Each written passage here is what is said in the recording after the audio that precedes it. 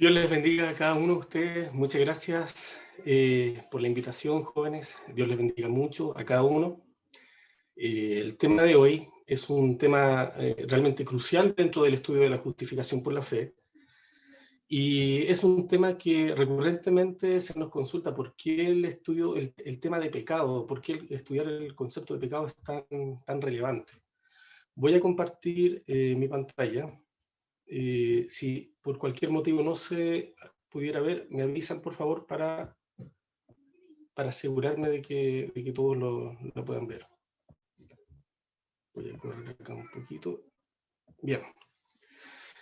Cuando nosotros hablamos del Evangelio y hablamos de las buenas nuevas de salvación, la pregunta natural y obvia es: ¿salvados de qué?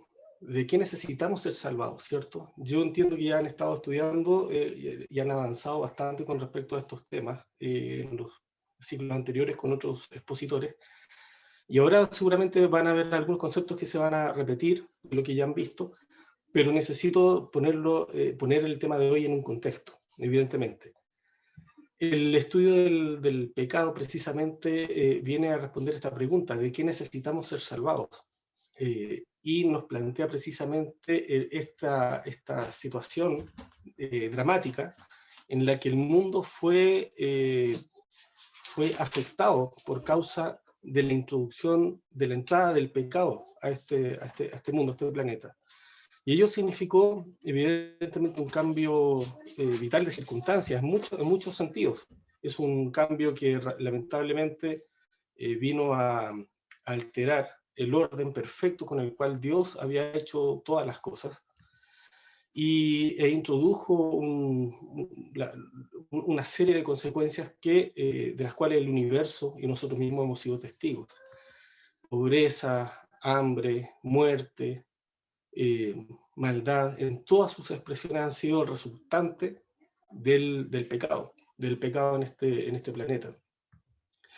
Y el Evangelio se nos presenta como las buenas nuevas de salvación, para entender que más allá de todo el mal que nosotros podemos ver a nuestro alrededor, hay una esperanza, y una esperanza que es muy concreta, una esperanza de ser liberados del pecado y del poder del pecado.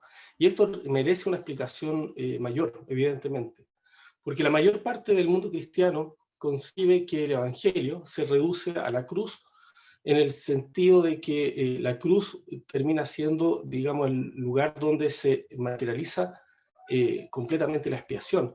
Y nosotros como adventistas entendemos que la expiación en realidad es algo más complejo que eso, algo más, va más allá de la cruz, no tiene su cumplimiento total y cabal en la cruz, aun cuando la cruz fue la materialización perfecta y la vindicación perfecta del carácter de Dios, pero aún hay una vindicación más que debe ser hecha. Y toda esta comprensión de lo que significa la expiación final, lo que significa la vindicación, son conceptos que dentro de la cristiandad no se manejan, solamente lo manejamos dentro del mundo adventista. Y necesitamos entenderlos a la luz del concepto del plan de salvación. Y el plan de salvación parte específicamente contando precisamente qué es el pecado. Y el ser humano hoy en día reduce el pecado, digamos, a una esclavitud que va a acompañarnos hasta que Cristo venga. ¿Será eso así? ¿Será tan cierto? ¿Qué aspectos son ciertos y qué aspectos no son tan ciertos de tantas cosas que nosotros vemos en nuestro medio? El camino de la salvación, el camino hacia la salvación, ¿es un camino que nosotros tenemos que caminar, o es simplemente tenemos que realizar una aceptación meramente intelectual de las verdades? Eh, Nosotros vemos que la Biblia continuamente nos habla del pecado como un extraño, como un extraño, un intruso que se introdujo en este mundo y que debiéramos tratarlo como tal. Por lo tanto, cuando nosotros comenzamos a entender y a vislumbrar lo que el Evangelio dice realmente acerca del pecado, vamos a entender realmente lo que significa realmente también el plan de salvación. Así que el punto de partida para entender primeramente el concepto de pecado es entender y reforzar el concepto que tenemos con relación al origen del pecado. La sierva del Señor dice que antes de la aparición del pecado había paz y gozo en todo el universo, todo guardaba perfecta armonía con la voluntad del Creador. Como la ley de amor era el fundamento del gobierno de Dios, la dicha de todos los seres creados dependía de su perfecta armonía con los grandes principios de justicia. Siempre, siempre la pluma inspirada, y esto es algo muy importante, ha relacionado el concepto de pecado con el opuesto a la ley de Dios. Aquí vemos, digamos, en esta misma cita, y lo vamos a estudiar un poco más adelante, pero ya aquí ya tenemos un germen que nos ayuda a entender conceptualmente lo que significa el pecado. Y antes del pecado, ¿qué era? ¿Qué era el universo? Todo era perfecta armonía con la voluntad del Creador. Y esto es totalmente consonante con la naturaleza de Dios misma. Dios es amor, y la expresión de su amor, de su carácter, es su ley. La ley de Dios, dice en esta otra cita de Patriarcas y Profetas, es tan santa como Él mismo, es la revelación de su voluntad, el reflejo de su carácter y la expresión de su amor y sabiduría. De manera que si nosotros queremos estudiar el concepto de pecado a la luz de la Biblia y del espíritu de profecía, es muy claro que la definición se debe entender a la luz de lo que es la ley de Dios, lo que es la ley de Dios. Y cuando esta ley fue rota en el cielo, dice la palabra de Dios en Ezequiel, que Lucifer, siendo el ángel más exaltado, el más encumbrado de todos los ángeles, había sido creado perfecto, perfecto, perfecto era en todos tus caminos, dice la Escritura, desde el día que fuiste creado hasta que se halló en ti maldad. Y nótese la expresión, se halló en ti maldad. Dios no la puso ahí. Esto es la aparición del misterio, lo dice la sierva del Señor en citas que yo creo que ustedes han leído muchas veces también. No tiene ninguna razón de su existencia. No había razón, no había motivo para que surgiese el pecado. ¿Por qué? Porque Dios había creado todo perfecto. Dios había hecho todo perfectamente hermoso, funcionalmente perfecto, estéticamente perfecto, todo era perfecto.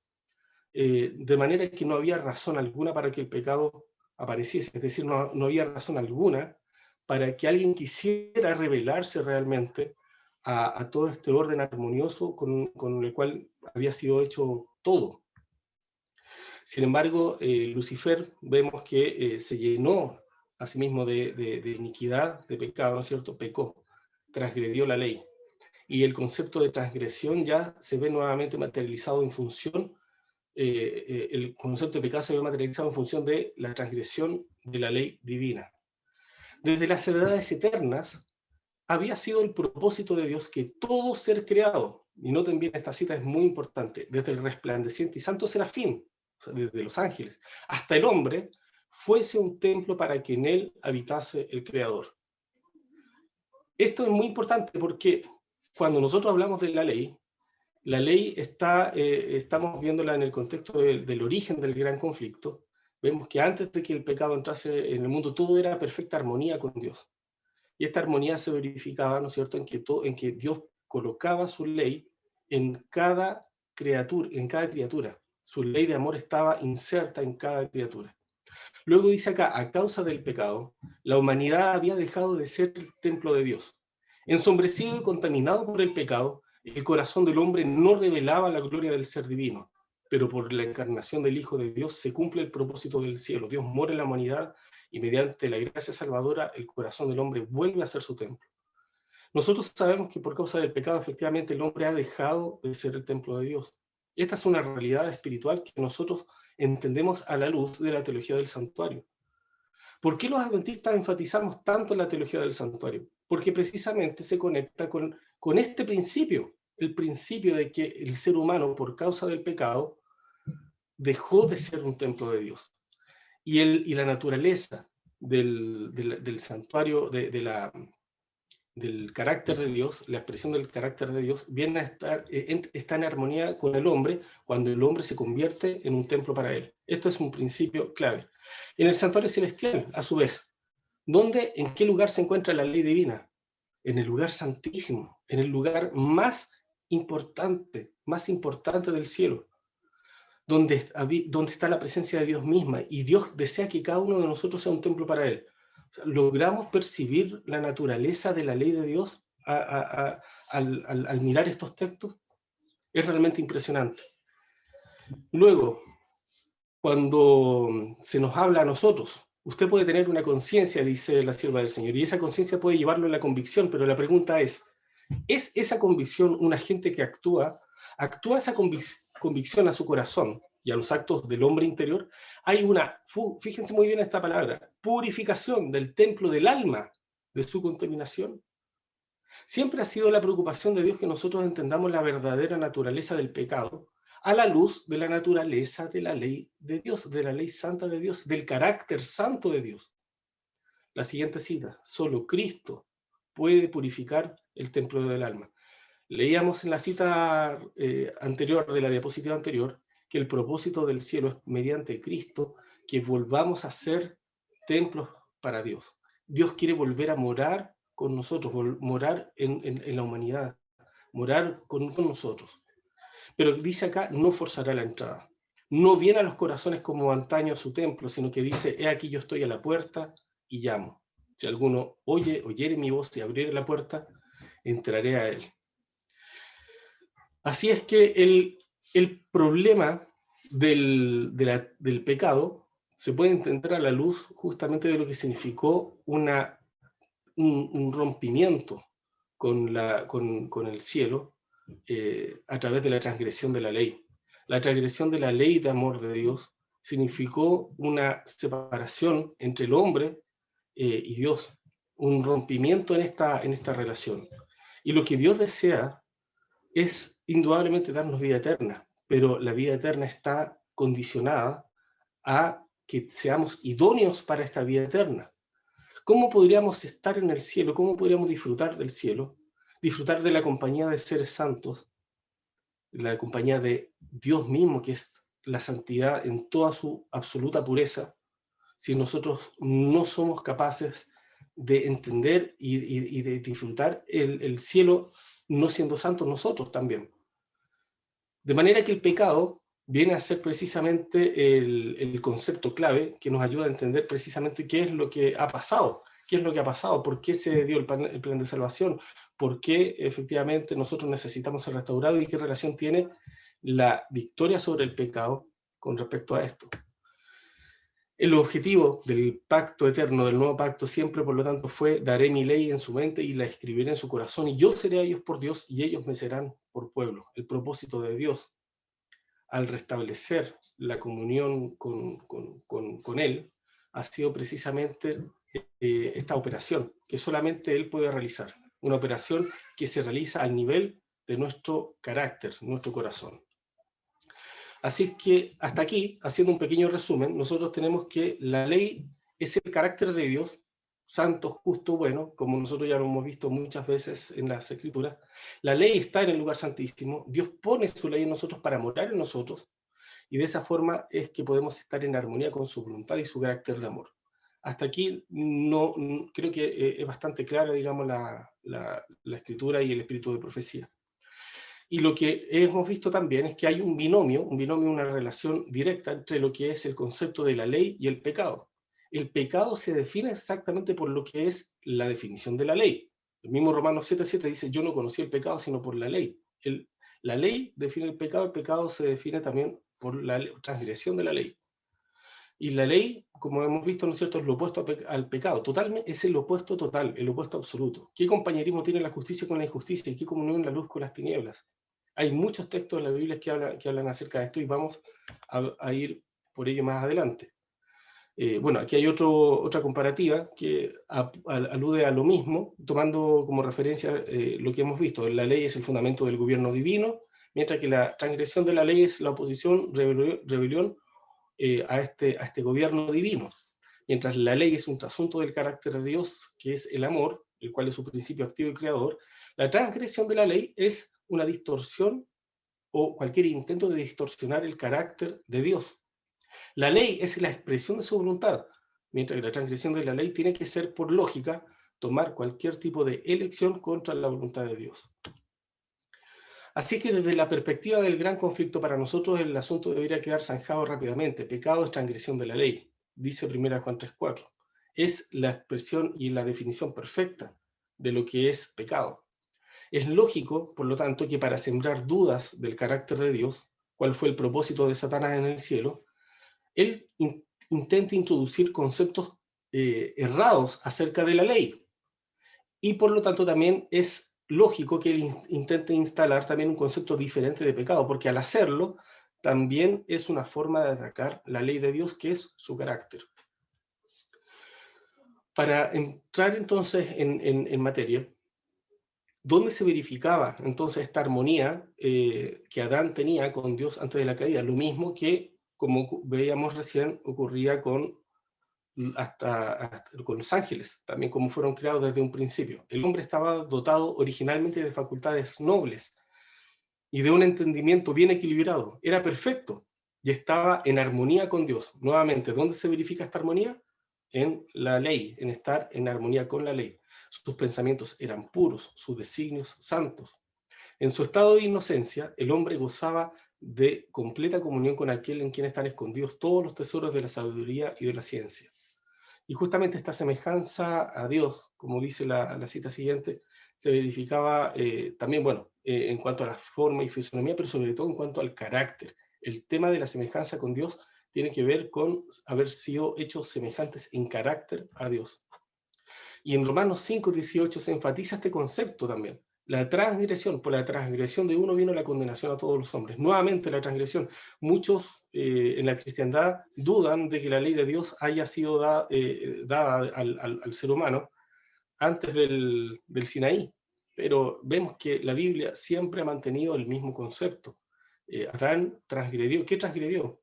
¿Qué otra cosa podría ser sino la ley de Dios? Por la transgresión de Adán vino la condenación a todos los hombres. Y por esa transgresión se produjo el efecto colateral para nosotros, su descendencia, de adquirir esta naturaleza caída, esta naturaleza pecaminosa. Luego vamos a ir a ello. Ahora, ¿cómo influye el concepto que tenemos de la ley y el pecado en nuestra experiencia cristiana?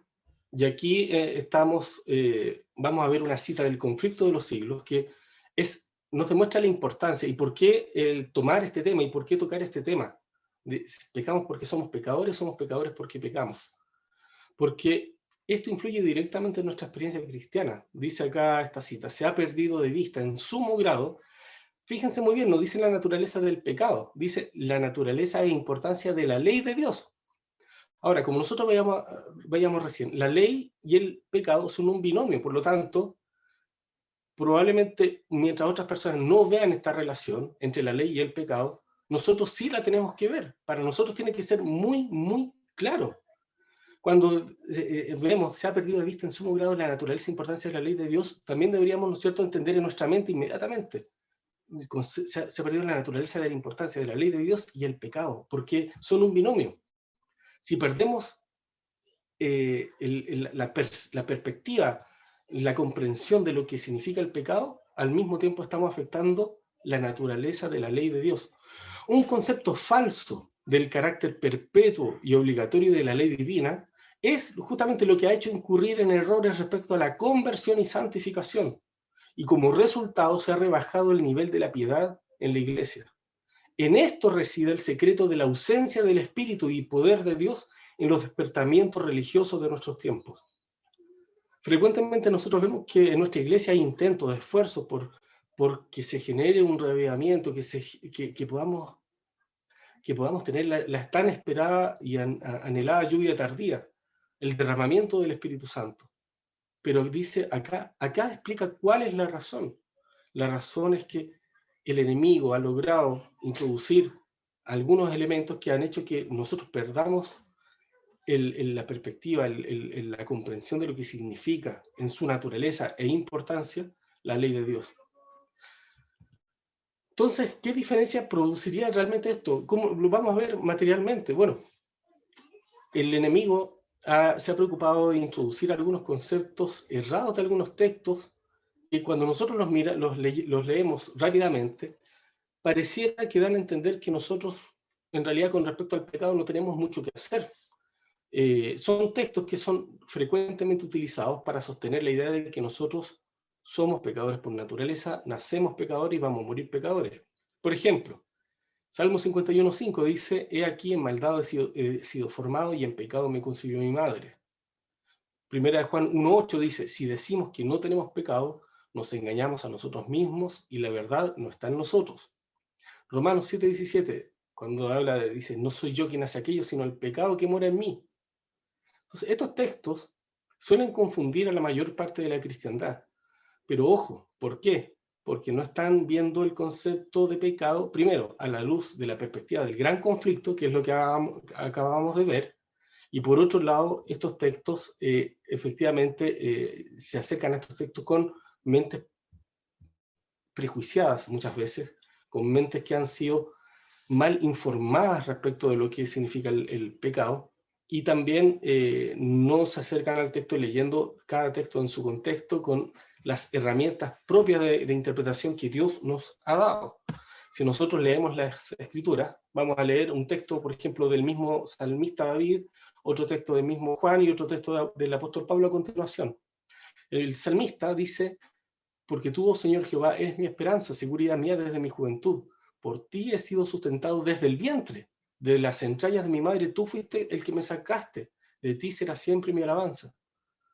¿La Biblia se contradice acaso? Porque en Salmo 51:5 aparentemente aparece otra cosa, ¿cierto? Esto requiere justamente que un estudio más concienzudo de parte de todo estudiante de la Biblia. Se requiere un estudio más concienzudo, evidentemente, porque la Biblia armoniza texto con texto. El apóstol Juan, por su parte, había dicho en otra parte, ¿no es cierto? En el mismo 1 Juan 2, perdón, en 1 Juan 1 decía anteriormente que ninguno de nosotros podríamos decir que que no tiene pecado, pero acá dice, hijitos míos, estas cosas os escribo para que no pequéis, para que no pequéis. El propósito de Dios es efectivamente que nosotros entendamos que no quiere que pequemos. Ese es un propósito claramente declarado. El apóstol Pablo, que anteriormente estaba siendo citado para demostrar que el pecado moraba en nosotros, dice, en otra parte, en Romanos, también dice, los que hemos muerto al pecado, ¿cómo viviremos aún en él? Son citas que representan contradicciones aparentes, pero que tienen que ser resueltas. Nosotros mismos como adventistas no tenemos por qué eludir este desafío, todo lo contrario. Pero esto presenta ya un conflicto y es lo que se llaman las tensiones teológicas. De aquí, entonces nosotros vamos a ver esta pregunta. ¿Es requisito entonces dejar de pecar para ser salvo? ¿Necesitamos dejar de pecar para ser justificados? Estamos hablando de justificación por la fe, ¿cierto? ¿Es requisito dejar de pecar para ser salvo? Leyendo estas citas, es que se produce una tensión teológica, ¿cómo se llama? Una tensión teológica que ha llevado a la cristiandad a dividirse en estos dos grupos fundamentales. Por un lado, aquellos que dicen no necesitamos dejar de pecar para ser justificados, tomándose de una lectura rápida y simple de los textos que leíamos al principio. Pero leyendo los otros textos, otro grupo dice, ¿no es cierto?, necesitamos dejar de pecar para ser justificados. Ahora, un grupo dice, Dios nos ama incondicionalmente, y el otro grupo dice, sí, pero no nos justifica incondicionalmente. Un grupo dice, es que no podemos dejar de pecar porque pecamos aunque no queramos. Y el otro grupo está diciendo, sí, podemos dejar de pecar porque no estamos obligados a pecar. Unos dicen, no es posible, el otro grupo dice, sí es posible. La lógica del primer grupo se basa en que han adquirido el concepto de que somos malos y pecadores por naturaleza y que eso nunca cambiará. Por lo tanto, la única solución para ser justificado es simplemente una declaración que podríamos decir jurídica, forense. Solamente por un acto declarativo, jurídico, es que somos hechos justos. Esto viene a ser simplemente esta imagen, digamos, donde Cristo nos cubre con su justicia, nuestros trapos de inmundicia quedan cubiertos por su justicia, y es una justicia completamente sustitutiva. La idea de que hay una justificación únicamente forense es la que defiende este grupo. Y este grupo básicamente sostiene la idea de que lo que Dios hace es mantener la basura bajo la alfombra. nos cubre, digamos, con su justicia como quien echa la basura bajo la alfombra. Esto significa que si Dios nos entrega las credenciales, el derecho al cielo, nosotros podemos llevar una vida de hábitos viciosos, una vida viciada, una vida con muchos hábitos pecaminosos que no concuerdan con el plan de Dios. Sin embargo, yo tomo podríamos decir, esta acreditación, este derecho al cielo, y sigo con mi vida, porque Dios no va a cambiar la basura que haya en mí. La única diferencia hay que tal vez me voy haciendo mejor persona, disminuyo un poco mis malos hábitos y me voy santificando de a poquito. Y el problema es que esta santificación de a poquito está centrada en lo que el ser humano puede hacer. No está centrada en lo que Dios puede hacer. La santificación, lamentablemente, ha sido muy mal entendida precisamente porque está mirada desde un punto de vista antropocéntrico. Nos vamos santificando de a poquito, dicen ellos, porque nos vamos entregando de a poquito. Pero eso en realidad es un pésimo concepto de santificación, porque la santificación requiere la entrega total, total del corazón, desde el primer día, si no, el proceso de la santificación no se produce. Vamos a ver que efectivamente hay frases y citas que nosotros hemos escuchado muchas veces. La iglesia no es un museo de santos, es un hospital de pecadores. Pero en tanto es un hospital de pecadores, nosotros seguimos pecando. Y la lucha contra el pecado no se materializa en una lucha manteniendo el pecado fuera de nuestra vida, sino es una lucha contra el pecado mientras seguimos pecando. Pero eso no es la lucha contra el pecado. Entonces la iglesia, muchas iglesias cristianas, la gran parte de la cristiandad ha adquirido este concepto de que somos santos, somos pecadores, somos santos pecadores. Este concepto de obediencia en pecado se ha masificado de una manera extraordinaria. Y esto lleva, digamos, algunas situaciones curiosas que dan incluso para memes. Me dijiste que te habías convertido, que eres una nueva criatura. Y la nueva criatura dice, sí, pero es que a esta criatura le gusta lo mismo que la anterior.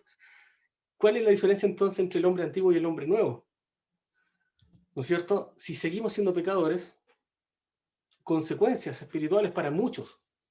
Puedes sentir el deseo de orar, puedo sentir para que Dios me ayude a vencer mis pecados. Luego recuerdo que soy pecador por naturaleza y se me pasa. Hay implicancias espirituales reales. Esto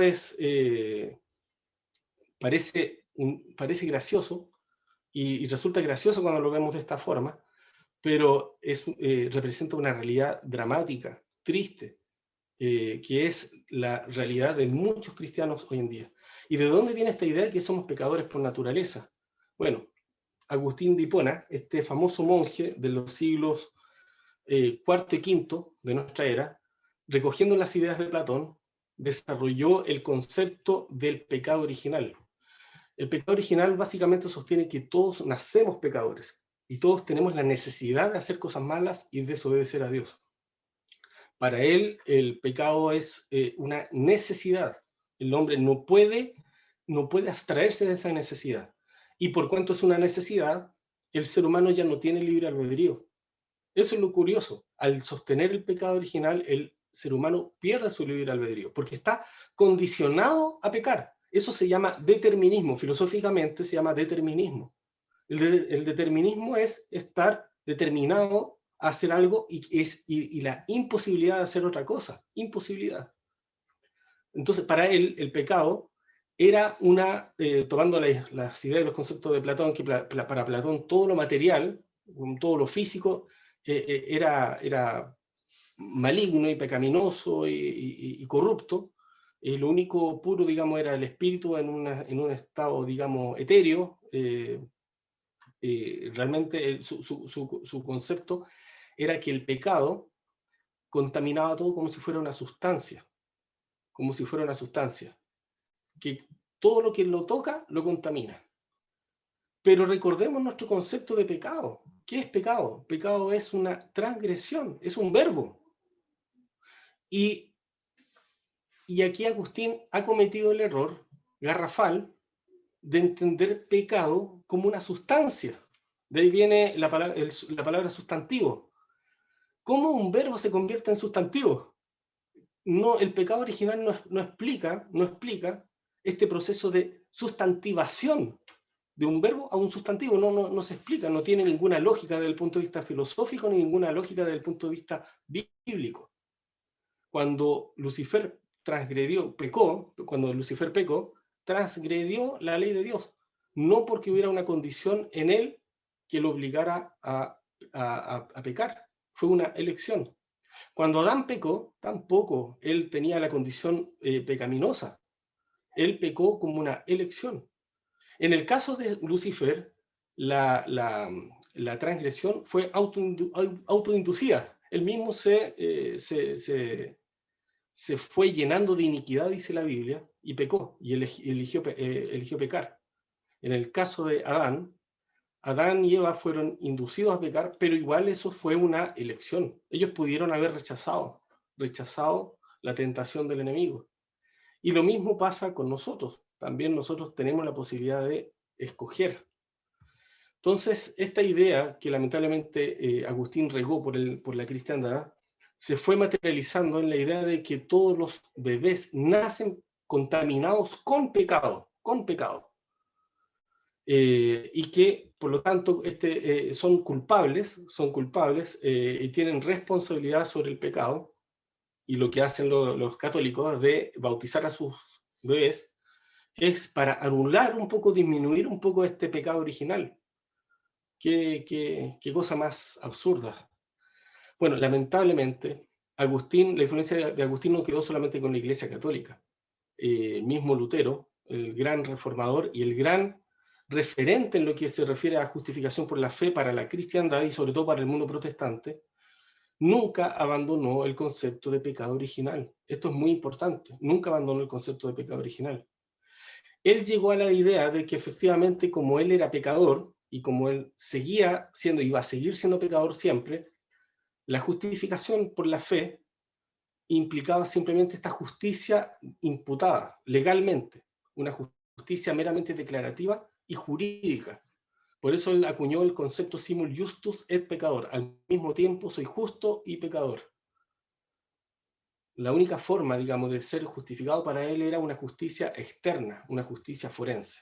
Y esto también lo llevó a entender, a mal entender, mejor dicho, la epístola de Santiago, a la cual denominaba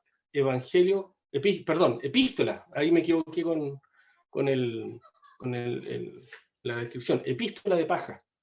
Era la epístola de paja para él, porque para él tenía que arder en el infierno, ya que él no podía concebir cómo el ser humano, de acuerdo a las palabras de Santiago, era salvo no solamente por fe, sino también por obras. Pero ahí hablaba de las obras que nacen de la fe, de las obras del Espíritu. Ese concepto no lo tenía muy claro.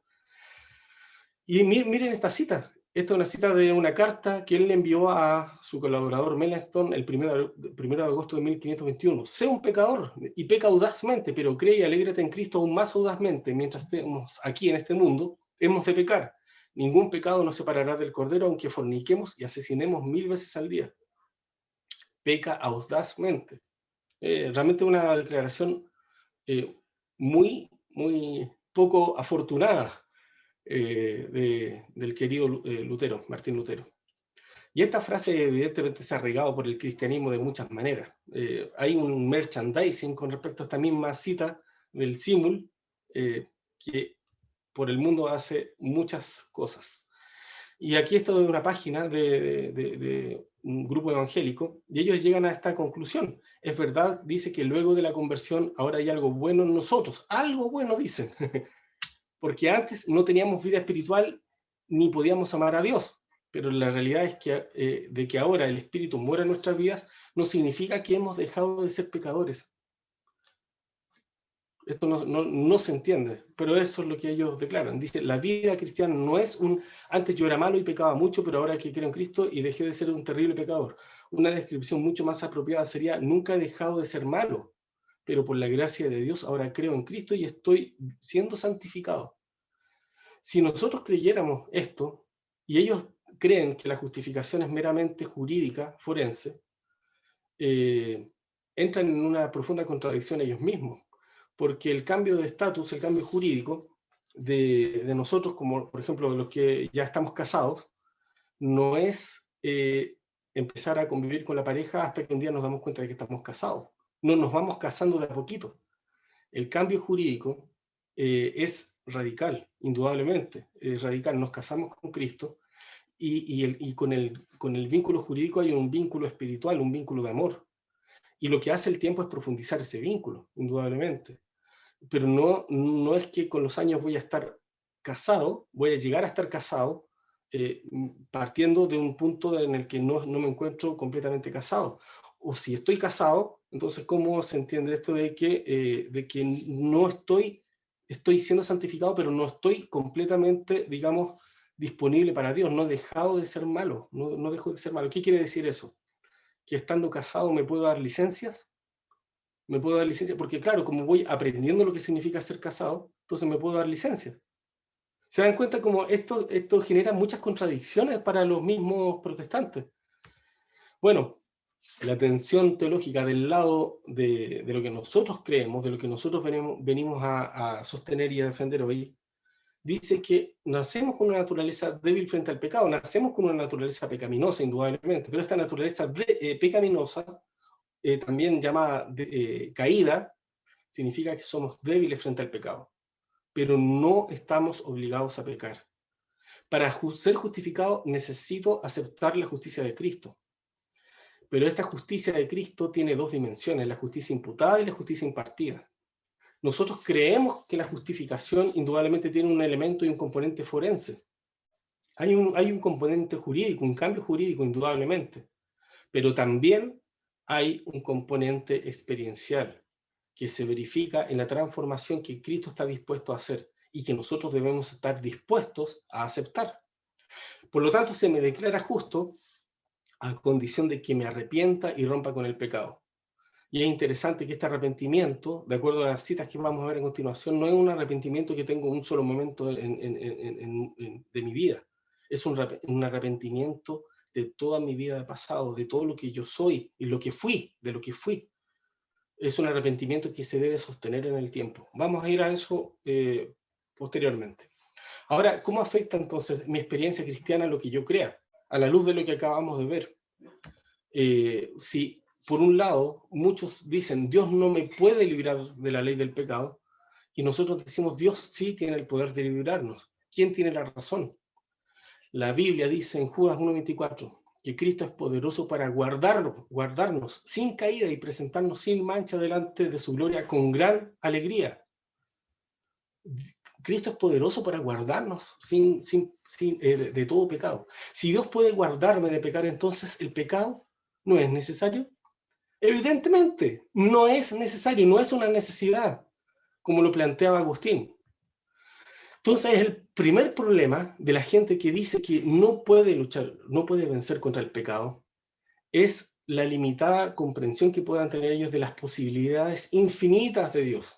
Si nosotros pensamos que Dios no puede contra el pecado de nuestras vidas, estamos limitando a Dios, estamos limitando su poder, sus capacidades.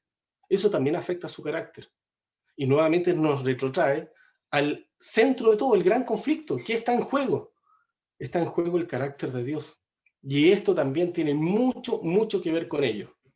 El segundo gran problema de aquellos que dicen que no pueden vencer y que el pecado es una necesidad, es que no entienden lo que significa tener una naturaleza pecaminosa. Al creer que soy y siempre seré un pecador, limito el poder también de Dios en mi vida. Entonces, 1 Juan 3:8 se encarga de despejar estas dudas. Dice, pero si fue para esto que apareció el Hijo de Dios, para deshacer las obras del diablo.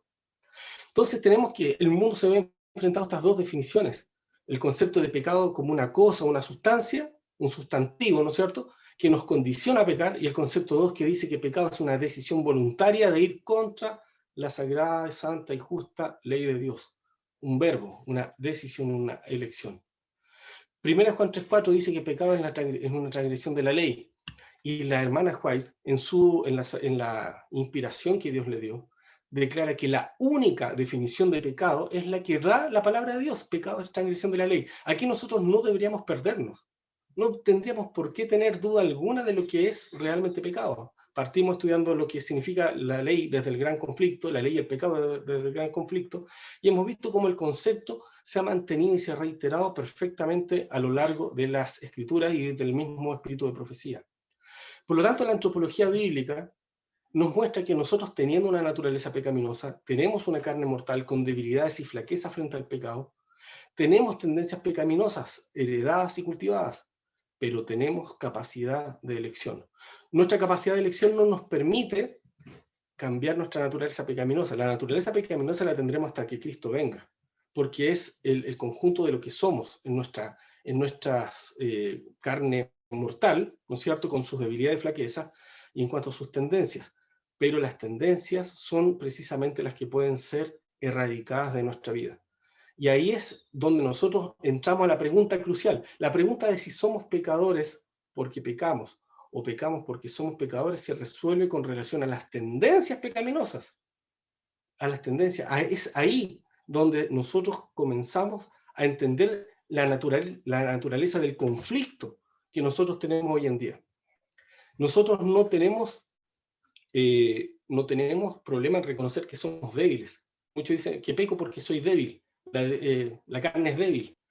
Son frases muy típicas, pero Dios no nos condena por tener una naturaleza caída. Lo que Dios nos pide es que reconociendo que somos débiles y que tenemos una naturaleza carnal debilitada, una naturaleza caída, una naturaleza degradada, no sabemos elegirle. El pecado borró e hizo desaparecer casi por completo la imagen divina, pero Cristo vino a restaurar lo que se había malogrado. Esto es fundamental. Por causa del pecado, muchos dicen en el mundo protestante que la naturaleza, que la imagen de Dios, esta semejanza, la ley de Dios grabada en el corazón, se borró por completo y que el ser humano tiene un concepto que a ellos le llaman de depravación completa, de depravación total. Pero ¿qué dice acá? Que esto fue casi por completo, pero no sucedió por completo. Romanos 2, de hecho, muestra que la conciencia da cuenta del vestigio de la ley de Dios que quedó en nosotros. La conciencia moral nos permite entender, por lo menos de una manera esencial, que matar es malo, robar es malo, mentir es malo, sin que nadie lo haya enseñado. Y lo que Dios desea hacer, esto aparece en el camino a Cristo, es restaurar la imagen dañada, esta imagen moral en el hombre. Por medio de la confesión y el arrepentimiento, dice, Dios se acercará a nosotros. Por la desobediencia, las facultades del hombre, dice, se pervirtieron y el egoísmo reemplazó el amor. Su naturaleza quedó tan debilitada por la transgresión, fíjense muy bien siempre, la transgresión que ya no pudo por su propia fuerza resistir el poder del mal. Fue hecho cautivo de Satanás y hubiera permanecido así para siempre si Dios no hubiese intervenido de manera especial. Entonces, cuando vemos Génesis 3:15, que Dios se interpuso y dice, enemistad pondré entre ti y la mujer, entre tu simiente y la simiente suya, esta te herirá en la cabeza y tú le herirás en el calcañar.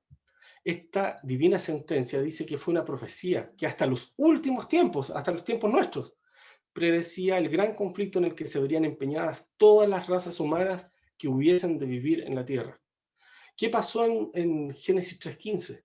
Que Cristo, al interponerse, le impidió que Satanás continuase su obra de depravación. Fíjense muy bien, cuando Satanás supo que existiría esta enemistad, supo que su obra de depravación de la naturaleza humana sería interrumpida y que de alguna manera el hombre sería capacitado para resistir su poder. Quiere decir esto, que Dios se aseguró de que el hombre siguiese manteniendo libre albedrío. Esto es lo fundamental. El ser humano tiene libre albedrío gracias a que Dios se interpuso. Y no solamente eso, sino que el ser humano sería habilitado y capacitado de alguna forma para poder resistir el poder del mal. Nosotros tenemos propensión al mal cuando estamos, digamos, en el mundo, cuando no hemos aceptado a Cristo, pero cuando aceptamos a Cristo, somos capacitados para resistir el poder del mal. Por lo tanto, ¿está el hombre total y completamente depravado por naturaleza? ¿Qué dice la sierva del Señor? ¿Está irremediablemente arruinado? No, no está. Satanás trata de borrar del alma todo vestigio de la semejanza divina. Él quiere que los seres humanos sean sus súbditos, pero Cristo pagó un precio para que esto no suceda y para que la imagen moral del hombre sea restaurada. Entonces, ante esta pregunta, ¿debo dejar de pecar para ser salvo? Bueno, esto lo podemos ver a la luz nuevamente de las Escrituras. Cuando el joven rico se acercó a Cristo, le dijo, maestro, bueno, ¿qué haré para heredar la vida eterna? Y Cristo lo llevó a la ley. Si quieres entrar en la vida, guarda los mandamientos. Guarda los mandamientos. Cuando el joven rico se retiró, y no vamos a ahondar en este texto porque nosotros sabemos lo que ocurrió ahí, él no fue capaz de aceptar, digamos, la invitación de Cristo a dejar sus pertenencias y adherirse al grupo de discípulos. Los discípulos se preguntaban entre sí, si este que guardaba toda la ley, que decía que guardaba toda la ley, no va a ser salvo, ¿quién lo será? Jesús, leyendo el pensamiento de ellos, les dice, para los hombres esto es imposible, más para Dios todo es posible. Y él estaba refiriéndose a la operación que solo él puede producir en el corazón del ser humano. Solo él puede producirnos, puede ponernos en armonía con su ley. Voy a saltarme aquí algunos textos para...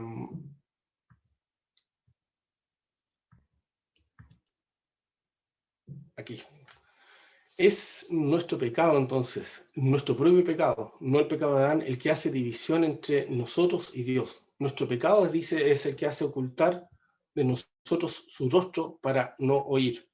Entonces, la Biblia hace sinónimos el concepto de guardar la ley y de no pecar y de no transgredir. Son tres conceptos que son sinónimos absolutamente en las Escrituras.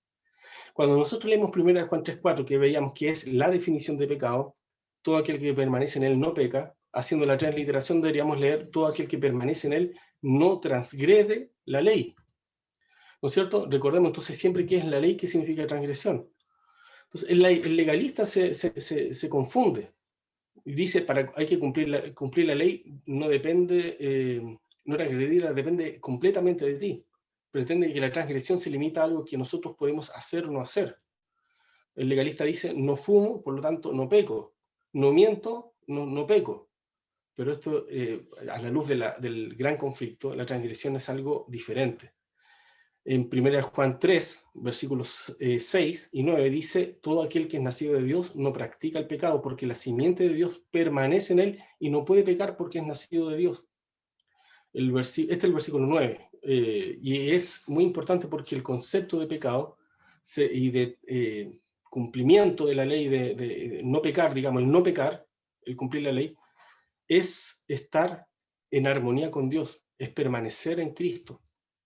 Y dentro de nuestra iglesia también se dan estas situaciones de tensión y de conflicto. Del lado izquierdo vemos teólogos como Daniel Bosquet o Josh Knight, y del lado derecho vemos teólogos como Herbert Douglas y Dennis Priebe. Son teólogos de nuestra iglesia, todos amados, todos respetados, todos queridos por por la feligresía, y sin embargo también se han ido definiendo en conceptos y se han ido distanciando algunos de ellos en cuanto a sus definiciones. Daniel Bosquet, que es un pastor también muy popular, también en internet tiene muchos videos, él dice que aunque dejemos de pecar, seguiremos siendo pecadores. Lamentablemente él se está alejando del concepto que nosotros estábamos viendo de transgresión de la ley. En el fondo él está diciendo, aunque dejemos de transgredir la ley, seguiremos siendo transgresores de la ley. Esto merece una explicación, ¿cierto? ¿Cómo sería ello posible?